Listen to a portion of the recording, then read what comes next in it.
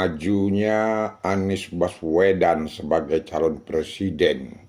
dari Partai Nasdem yang berkoalisi dengan PKS dan Demokrat yang sebelumnya digadang-gadangkan akan berpasangan dengan AHY, namun kini Anies Baswedan malahan berpasangan dengan Muhaimin Iskandar ataupun Cakmin yang merupakan utusan ketua